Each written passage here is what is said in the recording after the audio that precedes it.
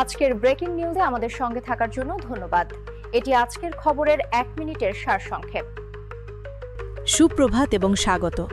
ভারতীয় রেলওয়ের পক্ষ থেকে একটি যুগান্তকারী উন্নয়ন ঘটেছে, যা দিব্যাঙ্গজন যাত্রীদের জন্য ভ্রমণকে নতুনভাবে সংজ্ঞায়িত করছে।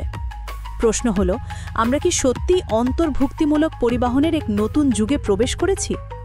পশ্চিম রেলওয়ের মুখ্য জনসম্পর্ক আধিকারিক শ্রী বিনিক অভিষেক মর্যাদাপূর্ণ মুম্বাই সেন্ট্রাল গান্ধীনগর বন্দে ভারত এক্সপ্রেসে অত্যাধুনিক সুবিধার একটি ব্যাপক সেট ঘোষণা করেছেন। এটি কেবল একটি আপগ্রেড নয়, এটি মর্যাদার প্রতি একটি দৃঢ় প্রতিশ্রুতি।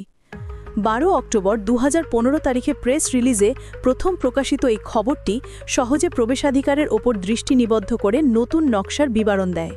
হুইলচেয়ার ব্যবহারকারীরা এখন সহজে ট্রেনে ওঠার জন্য বিশেষ ঢালু অ্যাসেম্বলি, স্পষ্টভাবে চিহ্নিত দরজা এবং অনায়াসে চলাচলের জন্য গুরুত্বপূর্ণ পোর্টেবল র্যাম্পের সুবিধা পাচ্ছেন।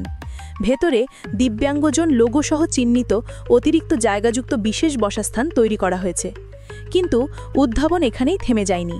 দৃষ্টিহীন যাত্রীরা এখন আসন সংখ্যা এবং শৌচাগারের মতো গুরুত্বপূর্ণ স্থানে স্থাপিত বিশেষ ব্রেইল সাইনেজের কারণে স্বাধীনভাবে চলাচল করতে পারবেন।